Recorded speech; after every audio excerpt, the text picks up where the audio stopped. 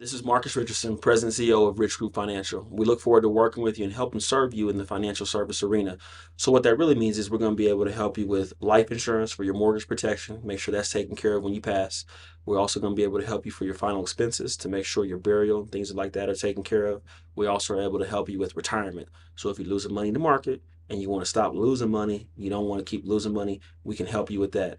And we also can help you with Medicare. So if you want to make sure you got all that taken care of, please reach out to Rich Group Financial. You can find us at richgroupfinancial.com, or you can also send us an email at richgroup28@gmail.com. And we'd love to serve you and help you and bring you into the family.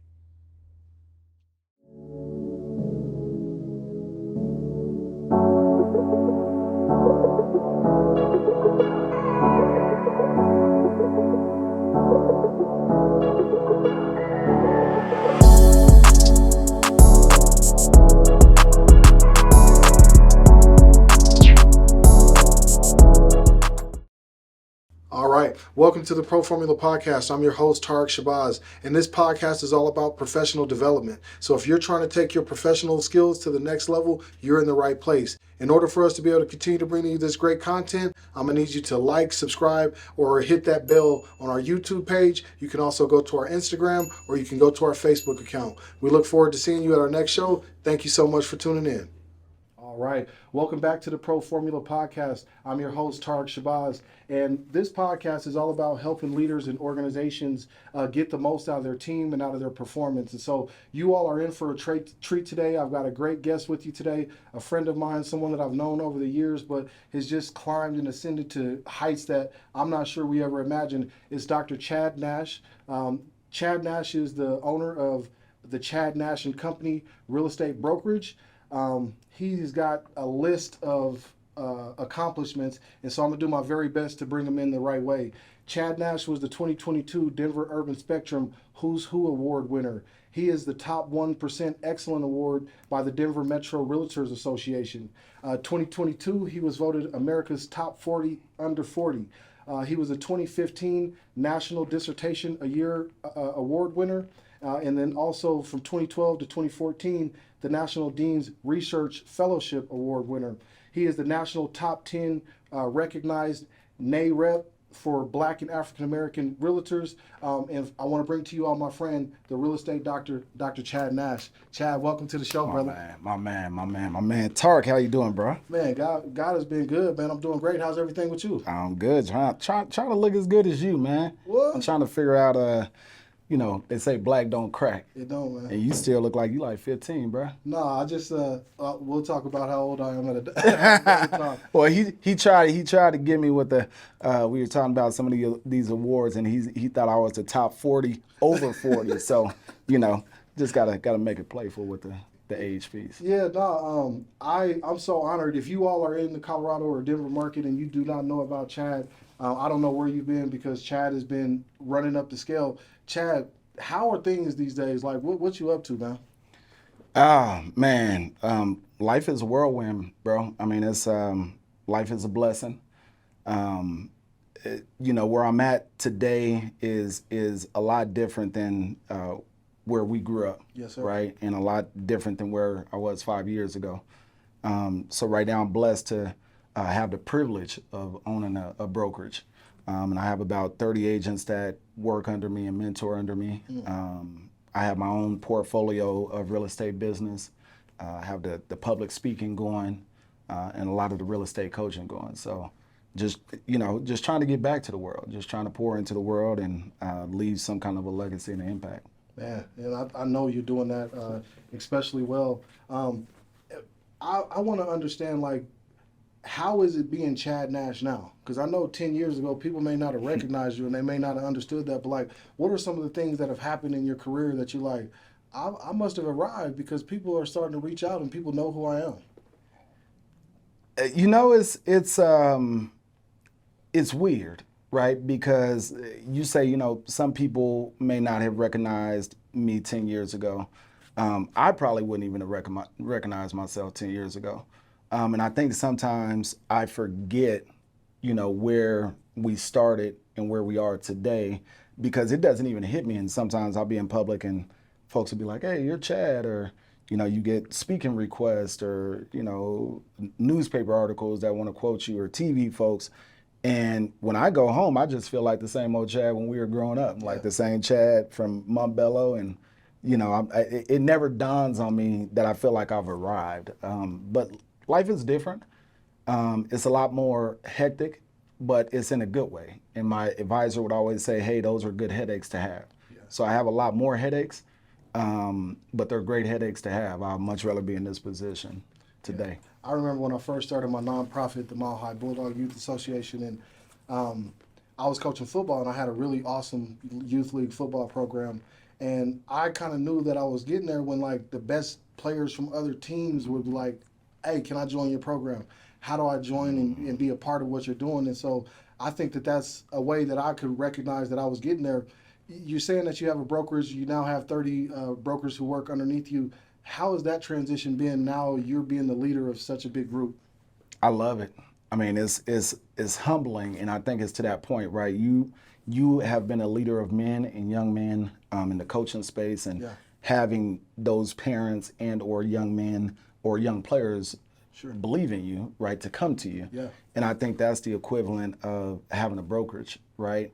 When I started in real estate, it was just me, and it was all about my production and helping my own clients. And when people start to gravitate that to say, hey, you're doing something right, and they're entrusting not only their business, but in this space, it's about being an entrepreneur. So they're entrusting their lives with you. And that's a heavy burden to carry, right? But that's when I think I realized, like, hey, I've arrived in a sense, right? Yeah. But I also have a duty to pave this way for these folks who are saying, how can I make it? How can I do something similar? How can I craft a way? You talked about carrying a burden, and I think sometimes when you're in a leadership role, you're responsible for other people. And for those that, are aspiring to get into a leadership role, part of what we're talking about on our show, this will be able to help you, because this is going to be some knowledge that you're going to learn from actual leaders. But what are some of the burdens that you carry as a leader that people who see you and see all the awards and all the wonderful things that you're doing may not understand that you carry? Yeah, that's a good question. I think from a just practical real estate perspective, right? Okay. They don't understand the emotion behind it, because real estate is a very glitzy, glamorous. You see a lot of the Instagram posts, the luxury and the closing photos, and everybody thinks it's just all fun, right? But it's a very emotional industry. And it's emotional when you're a solo agent, only working with your clients. But it becomes exponentially more emotional when people are working with you and under you, because now you're carrying their emotional toll as well. And they don't see that burden. And it's always a me first kind of culture, right? Where people expect for you to be able to be on call 100%, show up 100%, anytime that they reach out. That's right. But they're not realizing, Tark and Chad, we're pulled in a lot of different ways, right? And then I would say, one of the larger burdens that I've carried is the psychological piece. Talk about that. Well, and we're from the same, what we call the turf. We're from the same dynamics, right? Absolutely. And when you're growing up and you see people become successful, we would always say, hey, I'm never going to switch up, right? I'm never going to do this, and I'm always going to come back, and I'm always going to make sure everybody is put on, and right? Yeah. And that's the mantra I think that we grew up with, especially in our culture. Yeah. And then as you do arrive, and as you do climb the status ladder in your life, in your career, it's the psychological burden of carrying that, and how that sometimes maybe turn to guilt, right, and things of that sort. I call these the residual effects of success. Mm-hmm. For me, when I was on this ascension and as I've been climbing, what I realized, I oftentimes had to isolate myself so that I could get the clarity and I could get the focus. But as I'm doing that, I'm realizing that there's people that are rooting for me, that were there for me when I started, that their gap has grown between us. How have you learned to manage, those relationships because you still love them, you still care about them, and they still know how to get to old Chad. But then you're in this new world. Talk to me about how you balance this new world with your old life. I'll be honest with you, Tarek. I think it early on, the problem was I was trying to balance, right? And I think what I really had to learn is at some point you just have to be okay with not being able to balance. Yeah. You have to be okay. Almost just embrace this new who place that you you're are, in. Okay. right? Because I would find myself, and this even started before real estate, right? Because I was one of the blessed few to make it out of Montbello and get a PhD, and that's an education. Yeah, give this man some flowers. A PhD coming out of Montbello. Now, you all know I'm from North Aurora, but we have very similar communities. Yeah. And I'll tell you what, I don't know anybody that had a PhD other than a player-hated degree. And mine ain't a player-hated degree. Now, let's make it clear.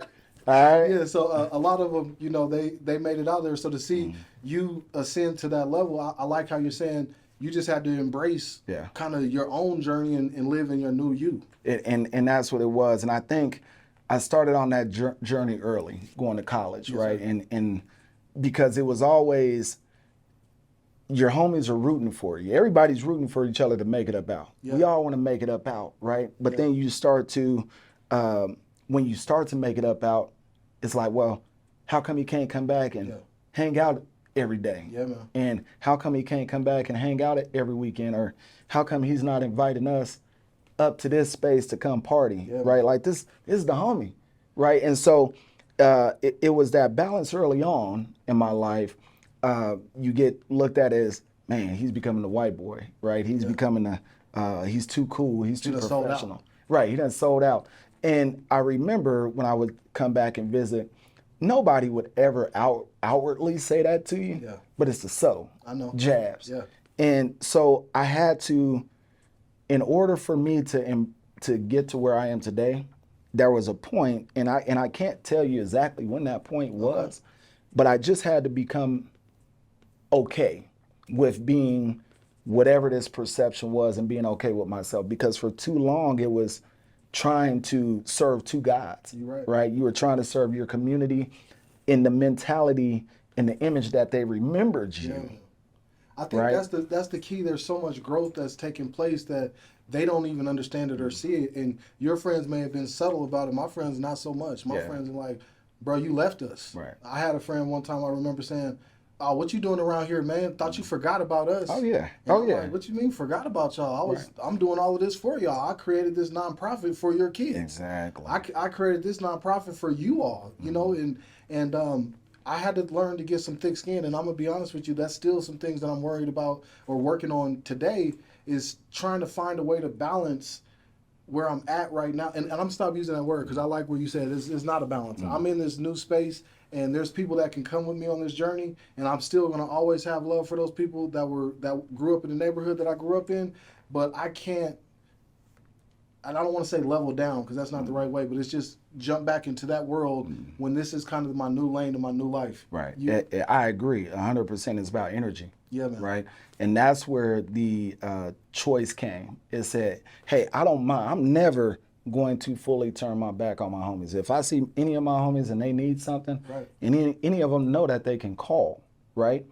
But it's the energy that I'm able to take with me on this journey. Yeah, man. And if it's any kind of negativity of that guilt trip of why don't you come back, you ain't checked on us, I can't do it. Yeah. You know, and I've had those tough conversations just like you've probably had to have with your group of friends. I told them, hey, y'all, I never went to prison. Y'all went to prison for 6 years. Right. You went to prison for 7 years, and while you were gone, I was still grinding. Right. So I almost feel like you left me. Right. We've had plans and barbershops and all this stuff that people want to do. Yeah. And then they've left, and it's been that inconsistency. Right. I want to just shift gears because I got to get into where you grew up at and all of that. But I want to just, before we do that, like, what does 10-year-old Chad think about you? Oh, the 10-year-old Chad would... I would probably be calling myself a sellout too. Would you? Okay. Well, you know, because we grew up in, you know, like you said, North Aurora, Montbello. For me, it was gang culture, gang affiliations. Yeah. And it was just about being tough and playing sports. That's all I cared about. That's right. Right.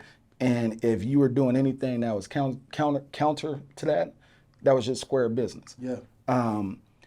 You know, my mom, she did a really good job of keeping me, and I always say it's those little seeds that people plant when you're young that you don't realize, but she did a really good job of planting those seeds. So I think looking back on it, right, 10-year-old me would say, thank God, right? But in that moment, I'd have been like, nah, I just want to be on Sports Illustrated. That's it. When I think of 10-year-old Tark, man, I'm being honest with you. I'm like, I think he would be so proud and surprised. Like, you know, some of the things I didn't ever have the vision. Right. If I could be completely honest, I didn't see the life that I'm living today. That if I told you I had a swimming pool and a model for a wife, what's up, baby? I don't know that I would have all the way believed that. Right. You know, because I don't really believe that there were many people like me in my neighborhood, in my community, that I could look at as a resource or look at as a reference. And so when I think about 10-year-old Tark, I think he would be extremely proud with little Chaddy. But let me ask you this though.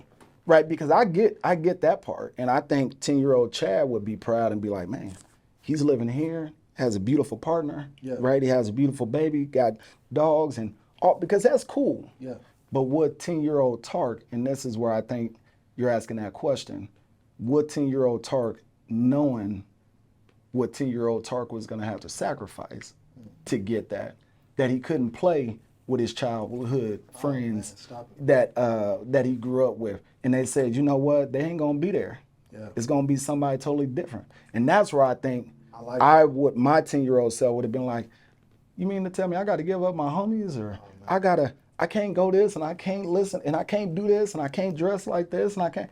Hell nah. I'm staying just like, because we don't have that vision. Nah, man. We don't have that model, right? Because I would have loved seeing 40 and under Tark where he's at, but it's the sacrifices within it. Does that make sense? I love it. I think, you know, when you put it from that perspective, I remember my freshman year at Aurora Central High School, the principal said, look to your right, and then I want you to look to your left. And I'm almost willing to guarantee you that those people will not be with you in 20 years from now. And when he said that, I remember being offended, Chad. I was like, no. These are my boys. We're going to be together for the rest of our lives. Exactly. Are you kidding me? And I do have some of those relationships, but some of my friends that I grew up with are gone. They're no longer here. Some of my best friends have been murdered or have been taken away, or they've died through other means and have gone away to prison. And so when you put it from that perspective, I think 10-year-old Tark would have said, I see you, but where's everybody at? Exactly. You know, he may have thought about it, he may have seen that. So let's talk a little bit about the community that you grew up in. You said that you grew up in the Montbello area. We all know that there's a lot of gangs in that particular area. Is that something that you got involved at a young age? Were you active into that, or did you always have this kind of mindset that you were going to be who you are today? Yeah, I mean, that's a good question. And it's a slippery slope too, right? Because, and you know, there's different levels to what we call gangbanging, right? And I guess, I won't give the whole family tree of it, but you know, I grew up originally. My older mentors growing up, they were actually Lincoln Park Pyrus. They were the only Pyrus that lived in Montbello. Okay. And so a guy that I call my older brother, he's now like a triple OG Lincoln Park Pyru. So I always wanted to emulate him. Yeah. And he never let me. Yeah. Right. And even to this day, we just had a conversation probably about a month ago, right? And I was thanking him. That's that 10-year-old thanking him, like, thank you for not letting me go down that path. Yeah. Because that would have been my first intro to it. And you know me, I went to school. I went to McGlone Elementary, which was in Montbello, but I went to Place Middle School. And then, I started off at TJ. Okay. So I got introduced to a lot of different sects around, not sex, SEX, but different neighborhoods around the community. Yep. Right? I knew the Park Hill gangsters. I knew the East Side gangsters.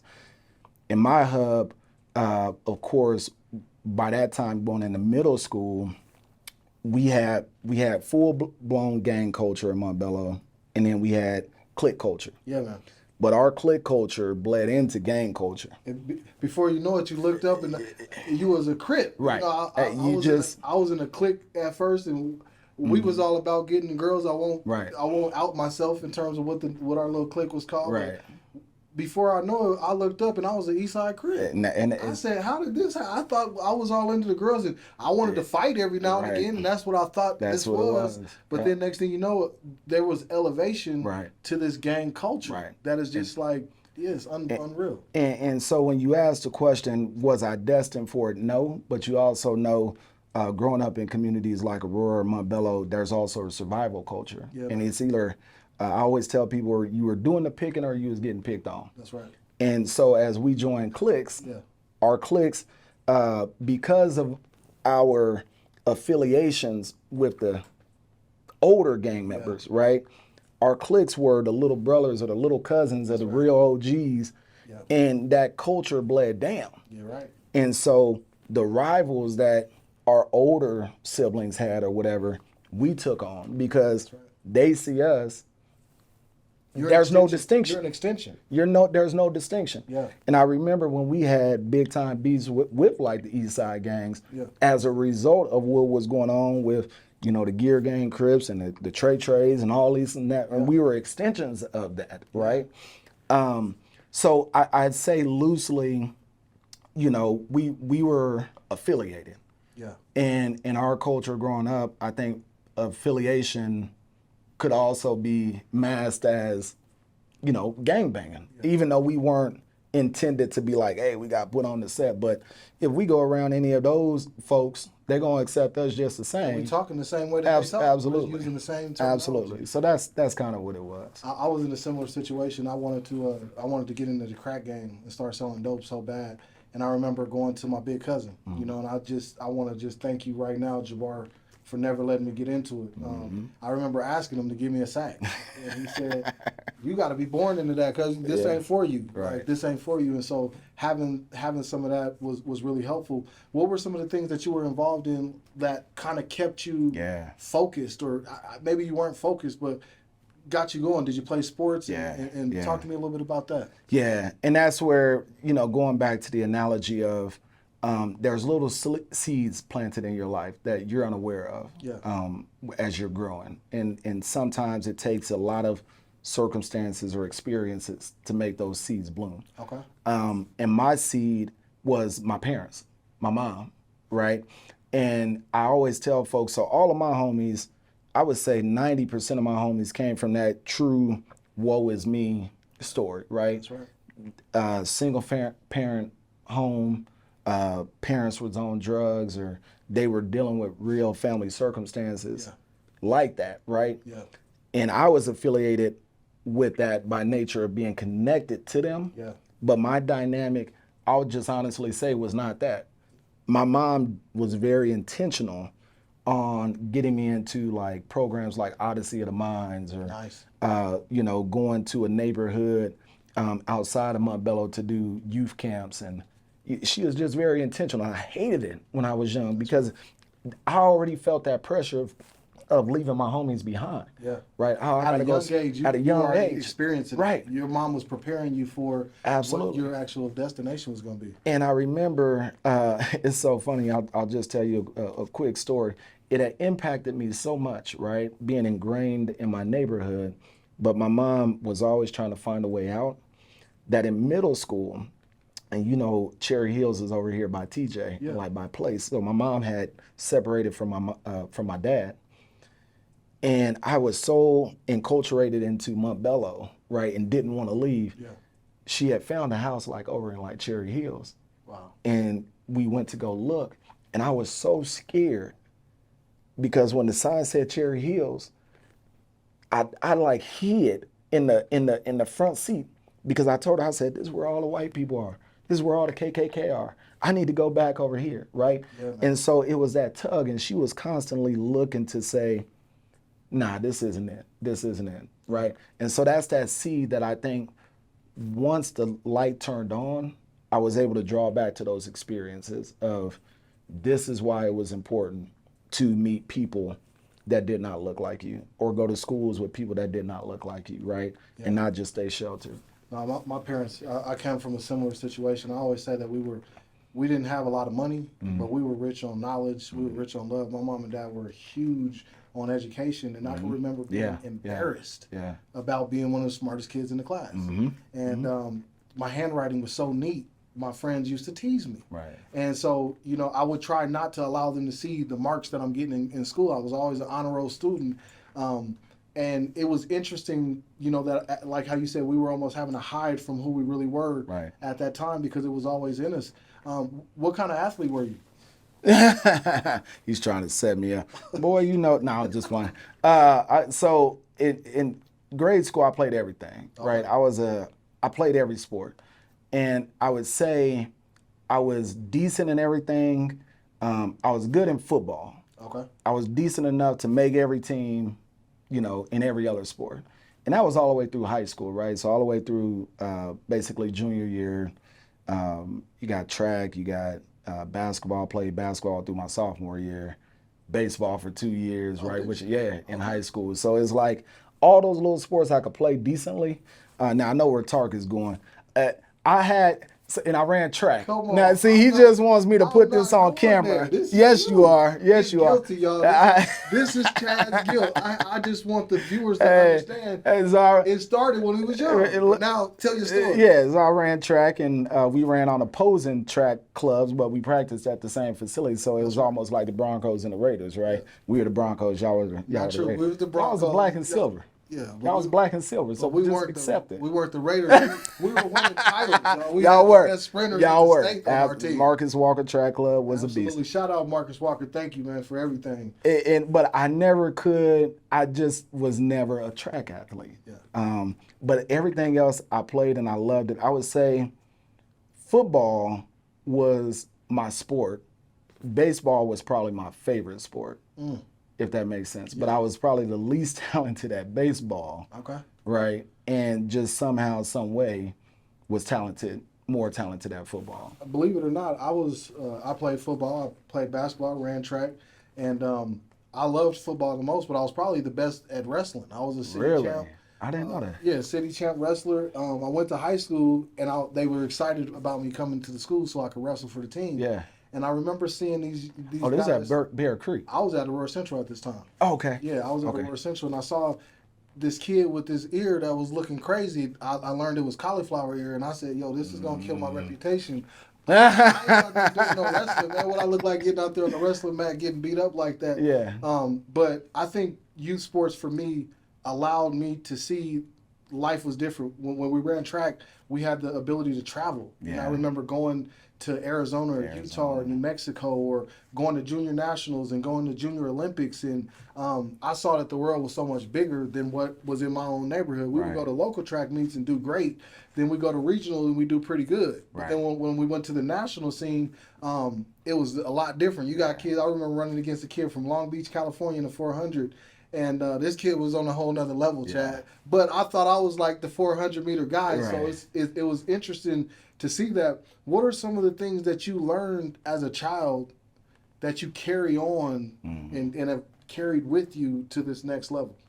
Yeah. To kind of interweave a story within it, right? So part of my moving around was on my own doing. So I went to a lot of schools too, right? And this was part of your own doing. What you mean? Right. So getting in trouble, right? So after middle school, I ended up going to 6 high schools. What? Yeah, I went to 6 high schools. So I went to TJ, went to Rangeview, went to Montbello, went back to TJ. Went from TJ to Rangeview. Went to alternative school, went to Montbello, back to TJ, got kicked out of TJ, went to Overland for 2 days. I don't know. Oh, no, you was at Aurora Central, but I went to Overland for 2 days and then graduated from Montbello. So the piece of that was, and this is how you kind of take your experiences and they catapult you to where you are, right? I think what it did for me was there's different demographics at every single one of those schools. Okay. Right? And while folks who grew up around me never really went and mingled with especially Montbello and TJ, right? That was like the That was a biggest huge rivalry, rivalry, right? absolutely. Me being able to, right, integrate, coming from Montbello, going to TJ, which was very diverse, then going to Rangeview, which was very homogeneous at the time, very white, right? Coming back to an Overland, which was very diverse, and just being able to be that chameleon, Yeah, man. right? I think what that taught me was how to just be comfortable, how to be comfortable, and how to just navigate, right? How to navigate and quickly discern environments, right? To be able to say, okay, what's what? And that's really helped me now, right? To be able to walk in and read rooms or just, it gives you like a sixth sense, if that makes sense. It makes a lot of sense. I absolutely get that. And I think for myself, I think it was the hard work. I ran the 800. I was able to like have some mental strength Yeah. that would just be like kick. You still got another lap to go. Yeah. And all of that. So I think that's fascinating. I want to kind of transition into a little bit in terms of like where you are now. So I'm gonna ask it in this way: what would you say to 10-year-old Chad? Oh man. If you could talk to him today, Yeah. what would you tell him? I use this analogy constantly now, right?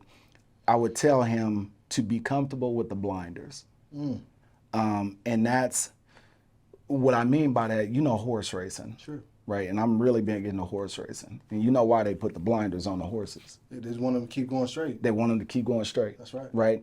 Because if a horse doesn't have those blinders, they're going to do what the horse next to him does, right? Okay. And so I would say, put on the blinders and be comfortable. Okay. And be comfortable with just finding and it's so hard to say that a 10-year-old would accept that, right? Because they're gonna be like, no. Last thing they want to hear is right. Last thing. But it would just say, be okay with finding that whatever your passion is in pursuing. I do a public talk with middle schoolers and high schoolers called BYOB. So be your own brand, right? And I guess that's the second thing I would tell 10-year-old Chad: be your own brand. Like for so long, I was a follower, right? Not because I wasn't tough, but because I wanted to fit in. Why is that so important to fit in? It was just, I think it was part of his confidence, right?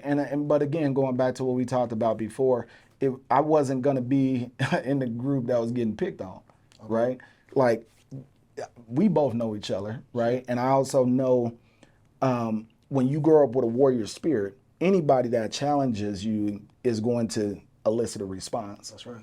So part of that fitting gives was, look, if I fit in with this group, I'm not gonna get challenged as much. Okay. Because if I'm not with this group, I'm gonna get challenged, and now I'm always have to be fighting. I'm always have to. You were really picking your poison at a young age. Yeah. It's like, hey, you just rather be protected. Yeah. And not have to, worry about walking down the street or somebody call you a name and you're gonna say something back, and now you in a fight 7 times a week. Yeah. Right.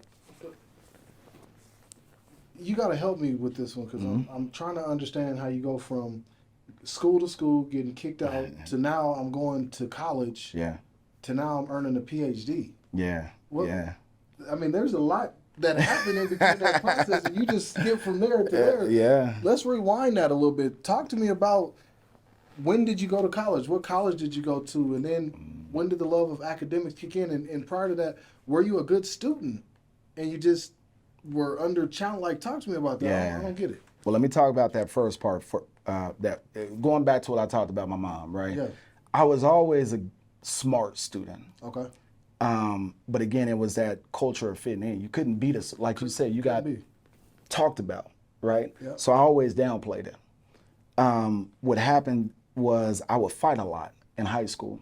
Okay. And that would lead to getting kicked out of the formal high schools, right? And it was always, if I went to TJ, well, now I had to bring the Montbello culture, and I had to make sure they all knew I was from Montbello. When I went to Rangeview, all the white kids was gonna know that Chad was gang affiliated, right? And you had to uphold this image, Yeah, man. right?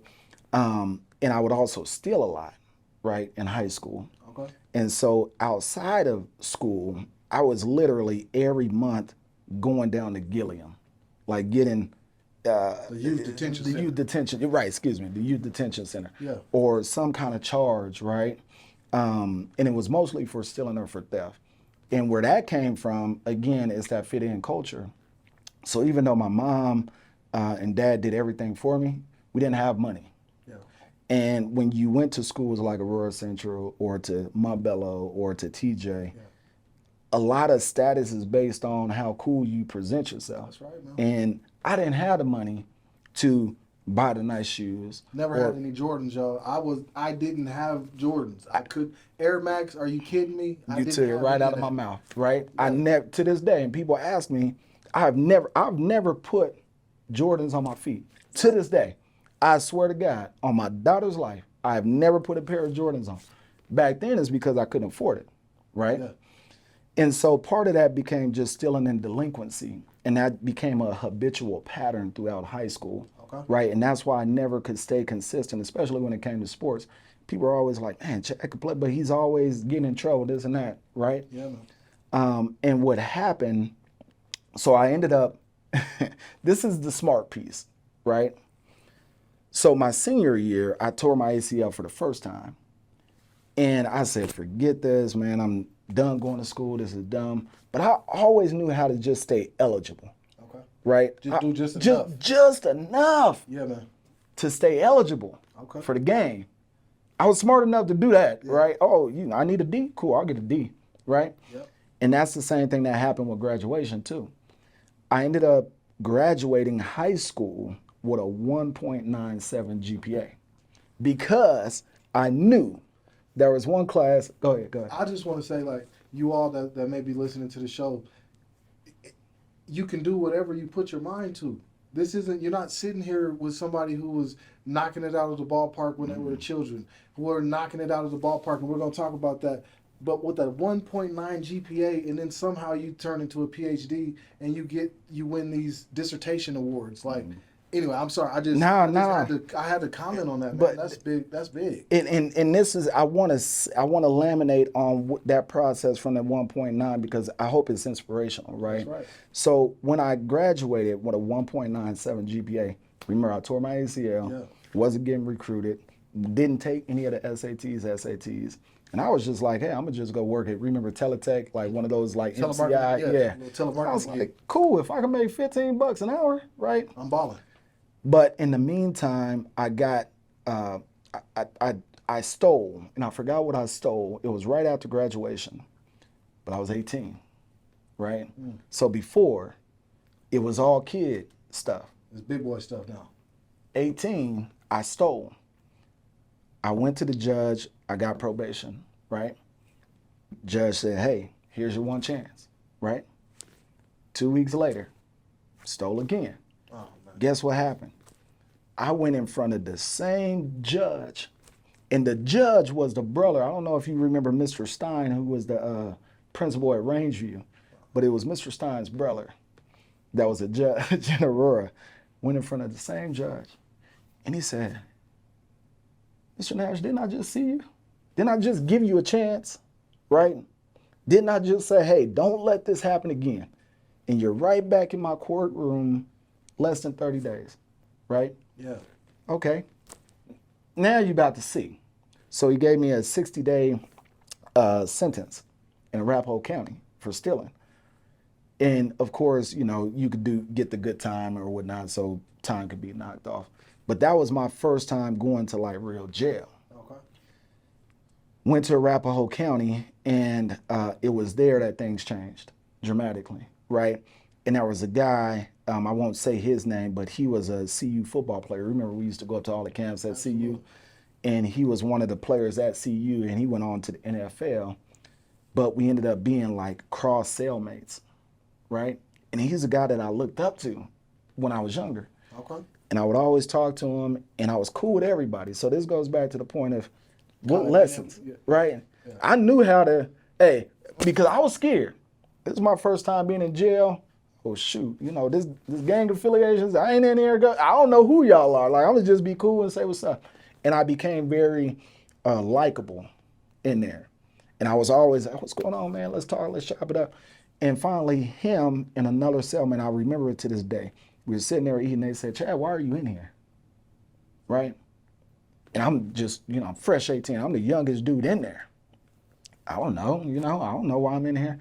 What are you going to do? I don't know, get out. And they said, well, we know one thing. Look at XYZ, the gentleman, right? He had everything. I've been a millionaire, this and that. And now I'm in here because of drugs. Okay? He said, if I could tell you one thing, whatever brought you here, when you get out, you need to figure out how to stay away from that. And I think I ended up doing like 30 days or something in there. But as soon as I got out, the next day I went up to my counselor's office in Montbello. And schools are closed at that time. Yeah.